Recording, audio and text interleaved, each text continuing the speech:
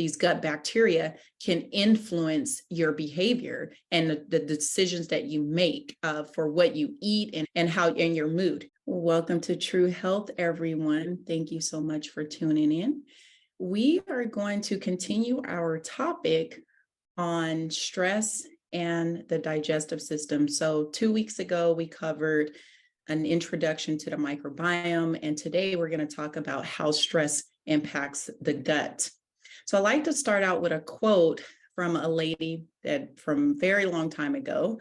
She says, "When one is excited, anxious, or hurried, it is better not to eat until rest or relief is found."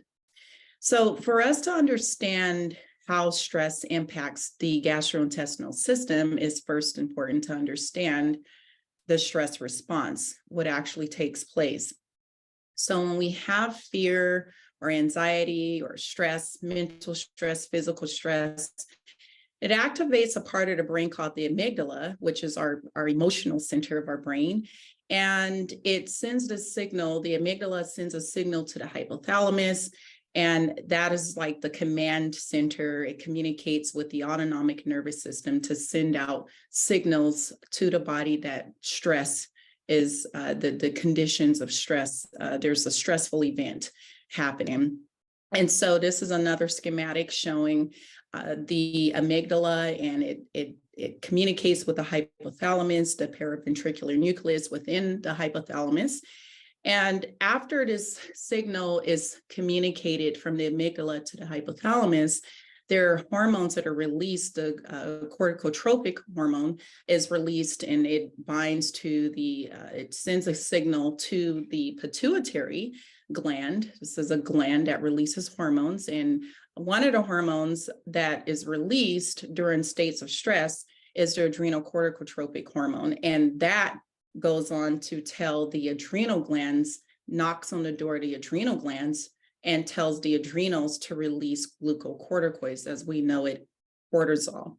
And the cortisol is released into circulation to go off to exert its effects. We have not only glucocorticoids that are released from the adrenals, but we also have epinephrine and norepinephrine. These are our other stress hormones, epinephrine, adrenaline, that responds to acute stress, which is anything such as, stressful events, stress that lasts anywhere between minutes to a few hours. But for long-term stress, that's something that tends to be under control by cortisol. So if we're exposed to long-standing stress every day, cortisol is one of those hormones that's responding to long-term stress, and it can impact our immune function. It can impact metabolism, our behavior, etc. So these are the stress hormones that are released from the adrenal glands. We have epinephrine, norepinephrine, glucocorticoids, and once they're released into circulation, they have the ability to exert their effects. And what we're going to talk about today is how these stress hormones can impact the gastrointestinal physiology. So once the hormones are released from the adrenal glands, catecholamines, what we're looking here, we could see the adrenal glands here. This is figure A. The kidneys are the structures where the adrenal glands sit at the superior pole of the kidneys. And when catecholamines or adrenaline or norepinephrine, when they're released, or even glucocorticoids, when they're released, they go into circulation, and these hormones, these stress hormones, are able to directly modulate the gut microbiota, which we'll see later in the presentation. But we also have the neurons, these fibers coming from the nervous system, they're able to produce catecholamines or stress hormones as well. And when they're released from the nerve fibers, they have the ability to bind to receptors inside the enteric nervous system. That's the nervous system of the gut. And so there's innervation from the nervous system, the central nervous system fibers coming from the nervous system that directly impact the nervous system of the gastrointestinal tract.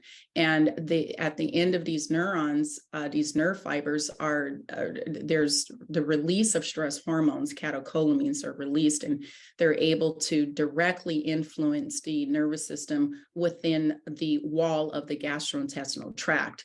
And so what we're seeing here is a schematic showing the glucocorticoid receptors. So the receptor sites are inside the wall of the digestive system. So whenever the stress hormones are released, rather they're released from the adrenal glands and released into circulation, they bind to receptors, or you could have the release from direct nerve fibers that are releasing some of the stress hormones as well. Nevertheless, once they come into the gastrointestinal system, they have the ability to impact the nervous system of the digestive system, as well as bind to specific receptor sites and influence the physiology of the gut. So that we understand how the stress hormones are influenced in the gastrointestinal system, we should have a basic overview of the enteric nervous system. It's comprised of 200 to 600 million neurons. Which is why the gut is considered the second brain. We have a very elaborate connection, a neural network of the nervous system within the digestive system that regulates digestion, immune system function, the microbiota, the gut epithelium, and it also regulates the mucosal defense and barrier function of the intestinal wall. So the nervous system inside the gastrointestinal tract plays a very, very important role in modulating various functions of the digestive system. So what we see here on the left is the nervous system, and you have parasympathetic and sympathetic fibers that are able to directly influence and connect and communicate with the enteric nervous system of the digestive system. And what we see on the right here is the organization. This is the anatomical organization of the nervous system. It's composed of myenteric plexus and submucosa plexus, and these two make up the nervous system, and it's located inside the wall of the gastrointestinal system. And it's through this complex network that the nervous system, these fibers coming from the central nervous system, are able to directly influence the function of the gastrointestinal system. And what we see here is just another representation of this complex organization of the nervous system of the gut.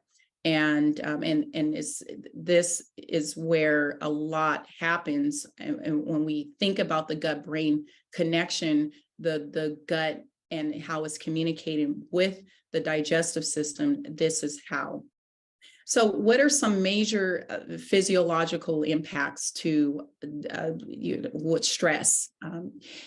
How does it impact the gastrointestinal system? Well, it alters gastrointestinal motility and secretion, and it can increase intestinal permeability, and we're going to talk about that. And it can influence the intestinal microbiota. So having a lot of stress or being under a lot of stress, you are releasing stress hormones that can directly influence the way the digestive system works.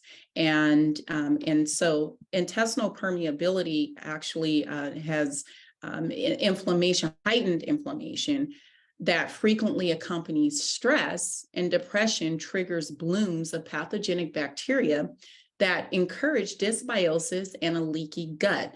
And leaky gut is also known as intestinal permeability. So being under stress is going to create a more leaky gut, and it can encourage dysbiosis or an imbalance within the gut microbiota. So leaky gut has been connected to several autoimmune conditions, a lot of autoimmune conditions. We have over 100 different types of autoimmune conditions.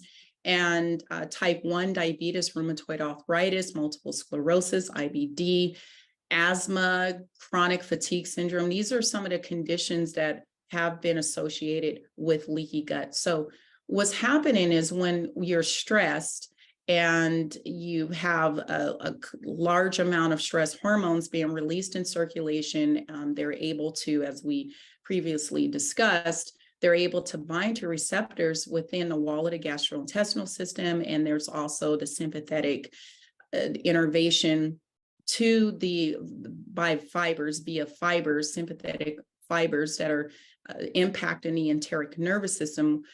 Nevertheless, these stress hormones are able to, once they're released into the digestive system, they're able to send out a cascade of, there's a cascade of events that take place within a wall of the digestive system. There are proteins that are changed, and there's a cascade of events that happen that lead to alterations of the tight junctions, these proteins that are in between the epithelial tissue of the gastrointestinal tract. And these tight junctions, once they're disturbed or altered, it allows for bacteria and bacterial toxins to now translocate across the gut barrier and come in contact with the immune cells. So you could see this vertical arrow here pointing downwards, and it's representing the gut bacteria that is now entering, crossing over the gut barrier, as well as its toxins, and is coming in contact with the immune system. And when the immune system encounter these bacterial toxins, it starts to release pro-inflammatory cytokines. And then you have this vicious cycle where these pro-inflammatory cytokines encourage inflammation and further damage to the tight junctions here depicted in blue. These blue spiral rings here are tight junctions, and the goal here is to keep the epithelial cells of the digestive system intact, to prevent any passage of contents from the digestive tract into the blood. We don't want that, and that can create a leaky gut, and it's been connected to food sensitivities and type 2 diabetes, rheumatoid arthritis, etc. And what we're seeing here is another representation of how once the tight junctions have been damaged because of the release of these stress hormones. And tight junctions, by the way, are damaged for a number of reasons, but catecholamines, glucocorticoids, they can also disrupt the tight junctions indirectly by altering the proteins that play a role in maintaining this barrier function. And so this is what it looks like when the tight junctions here, these brown circles, ovals that are helping to keep that barrier intact. You start to lose the integrity of those proteins, and bacteria and toxins and anything else that is not supposed to cross over the gut barrier is able to now cross over and have direct contact with the immune system. And that sends off a cascade of inflammatory responses. So stress hormones can reduce blood flow to the intestine. So when there's an hyperactive sympathetic nervous system, and the release of these catecholamines and cortisol from the adrenals, the sympathetic nervous system job is to stop digestion, is to slow it down, because digestion is not important at that point, at that moment when you're under stress. So there's a reduction in blood flow to the intestine, and this slows down movement and lead to constipation. So how many of you, I want you to think about this, how many of you notice that you experience GI symptoms when you're stressed? You notice you might get constipated. Stress hormones it's shown to enhance the pathogenicity of bacteria, and we'll talk about that later, increase glucose into circulation and downregulate the immune system. We have receptors on the white blood cells that are able to, these stress hormones can bind to the immune cells and alter their function. And stress hormones, epinephrine or adrenaline, combined with glucagon, which is a hormone from the pancreas, together can reduce gastric acid secretion, alter GI transit, slow down motility and gastric wall tone. Long-term exposure to stress hormones can inhibit gallbladder function. So we want the gallbladder to release bile for fat digestion, and you can inhibit the gallbladder from producing and releasing adequate bile necessary for fat digestion. And glucagon, as I mentioned before, and epinephrine and cortisol can stimulate glucose from the liver. So we will be at risk for metabolic conditions as well when this becomes chronic. Having long-term exposure to stress hormones can alter metabolism and lead to insulin resistance. And downregulation of pancreatic enzymes as well. So the gallbladder, the pancreas, our stomach, they release important digestive juices that aid digestion. And when there's an overactivation of the sympathetic nervous system and chronic exposure to stress hormones, over time, you will you will have an impact to your GI function and start to lose these organs or structures that play a role in digestion, will not release the important digestive juices. So there's various symptoms that are associated with one who is stressed, and gut symptoms that are associated with stress and acid reflux, or heartburn, bloating, gas. And this all makes sense. I want you all to think about this. It makes a lot of sense, because if you are chronically stressed, you're not producing adequate digestive enzymes you're constantly suppressing the release of your digestive juices that can aid digestion. So whenever you're not digesting your food, it can lead to gas and bloating, and diarrhea, constipation, motility changes, and abdominal cramping, indigestion, intestinal inflammation. It goes on and on. There's so many symptoms that we feel in our digestive system when we're under stress. And as I mentioned, there are some conditions that have been connected to leaky gut, but some of those same conditions are also associated with stress. And colorectal cancer, autoimmunity, Crohn's disease, gastritis, ulcers, infections.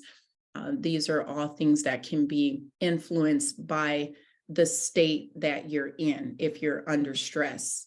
About 1 in 4 people or more in the US have what is called functional gastrointestinal disorders. And there are people who have GI symptoms and they've been worked up by their providers and they can't find what's wrong. The endoscopies are normal, colonoscopies are normal. Your doctor is telling you you're normal, and there's nothing that pathology-wise that is showing up that would explain these symptoms. Or disturbance of gut-brain axis has been connected to functional gastrointestinal disorders. So if anyone has these conditions, they've been worked up and all the scary diseases have been ruled out, it's possible that these symptoms could be due to a disturbance within the gut-brain axis. Approximately 60% of those who seek medical care for functional gastrointestinal disorders suffer from psychiatric illness. Depression and anxiety disorders are the most common psychiatric comorbidities in patients with functional gastrointestinal disorders. So this is a real problem.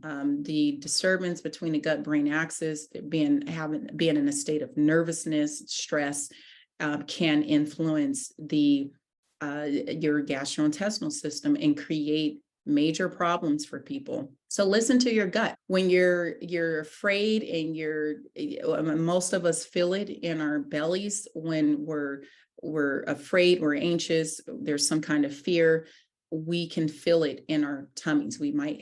Some people describe feeling butterflies. Or if you have children oftentimes complain that their tummies hurt when they're under stress or if there's anxiety. Okay, so we feel it in our gut. There's this connection, and that's the example. When you feel stress and it's manifested in your gut, that is the establishment, that is the example of the gut-brain connection, where you're having these neurons from the nervous system. These fibers are talking to the nervous system of your gut, and it's influencing the physiology there.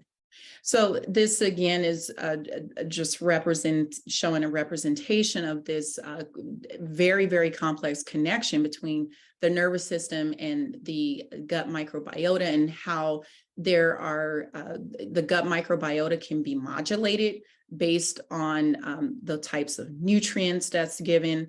And these gut bacteria are in turn able to produce metabolites that can directly influence the nervous system. So the bacteria can be modulated via different ways. And food is one of them. 90% of serotonin is produced in the gut, and is produced by the Enterochromaffin cells. These are cells within the wall of the gastrointestinal tract.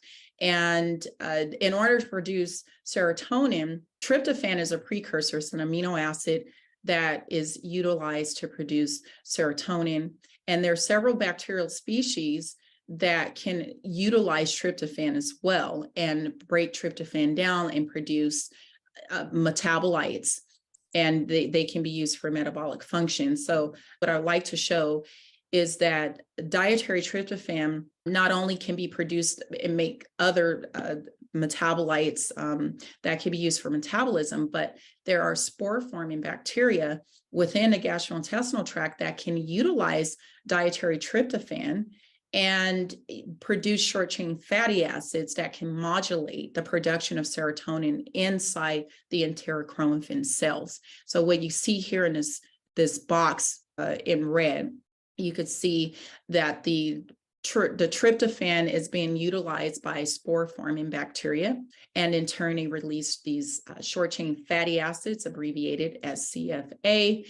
And these short-chain fatty acids can modulate the serotonin production. As you see here, the enterochromaffin cells are in green. And the serotonin, when it's produced in the gut, it acts locally to influence motility. So it can be uptaken by the cells of the gastrointestinal tract. But serotonin can have a direct route to the nervous system via the vagus nerve. So there you see there's communication to nerve fibers that are communicating with neuropods in the wall of the gastrointestinal tract.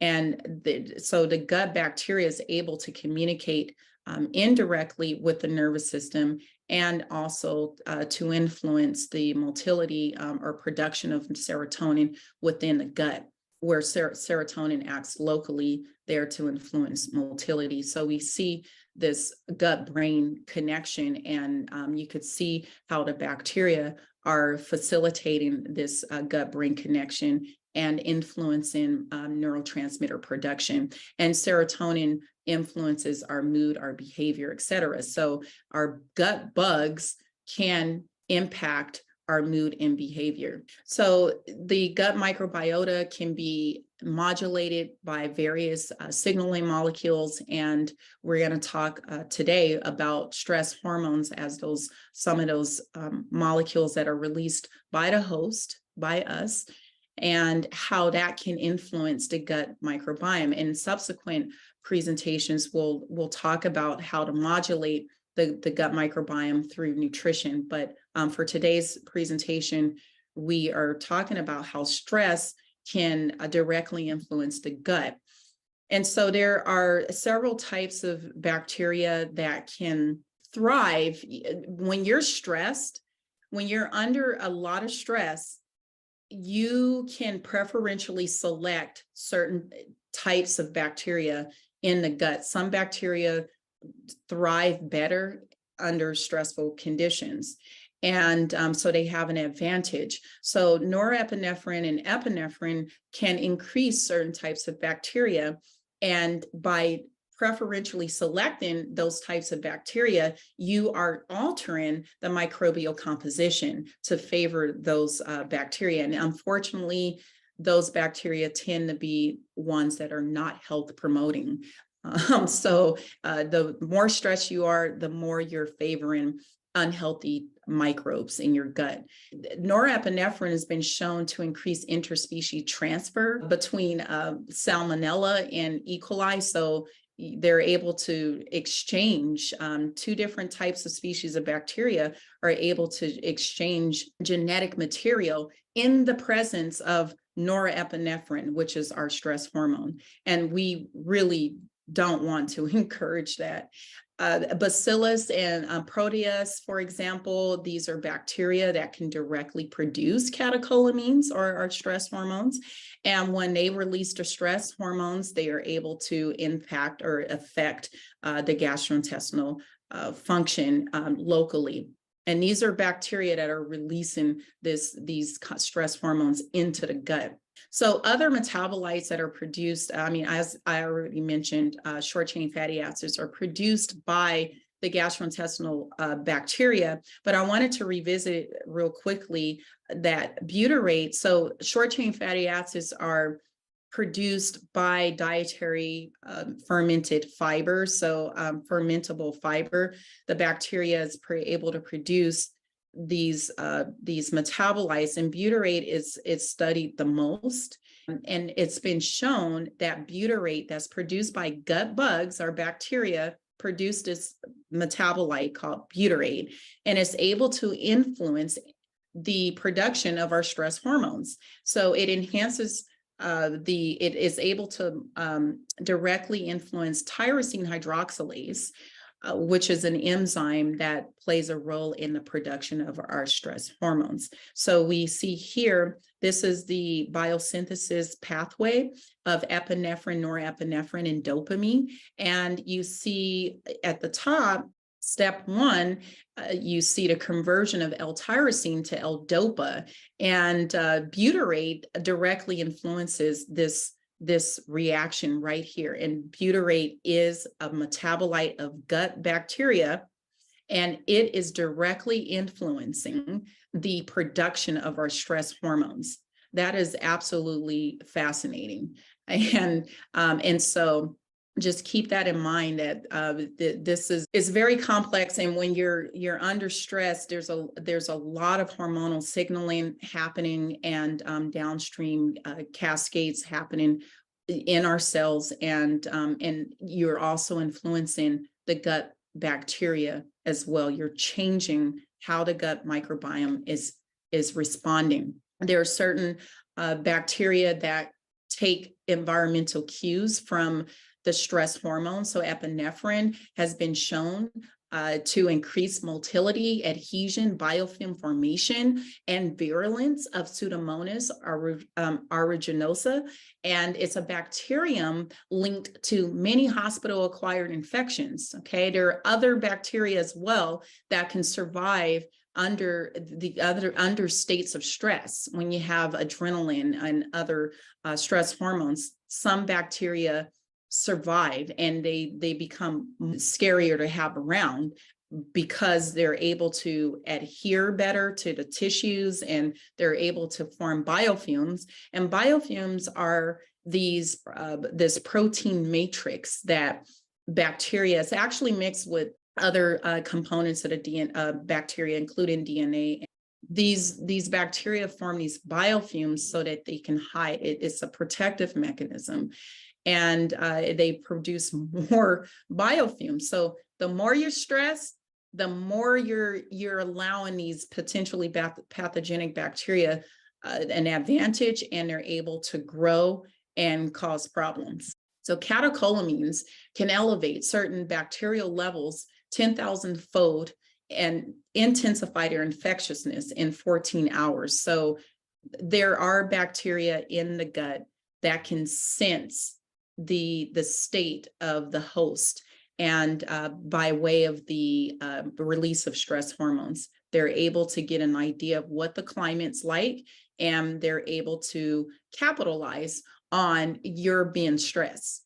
So summary, Our thoughts, our feelings, if we have mental stress, physical stress, anxiety, it can dramatically influence our intestinal motility, our gastric, gallbladder, pancreatic secretions.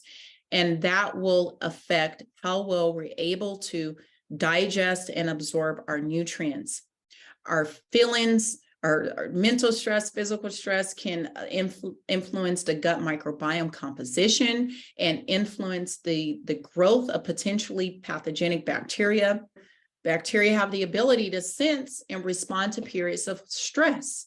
Okay, they know when you're stressed. When you're stressed, you're changing the bacteria in your gut. And the stress hormones are used as environmental cues to enhance growth, motility, and virulence of potentially pathogenic bacteria. Keep that in mind. The more that you are subjecting yourself to stress, you're changing the physiology of how your gut works, and you're also changing the composition of the microbes that you have in your gut. Gut bacteria produce bacterial products that can influence neurotransmitter production, and those neurotransmitters in turn affect our mood, our behavior. We do have bacteria that are able to affect and act on dopamine pathways, and that influences our food cravings and even addictions. Keep in mind that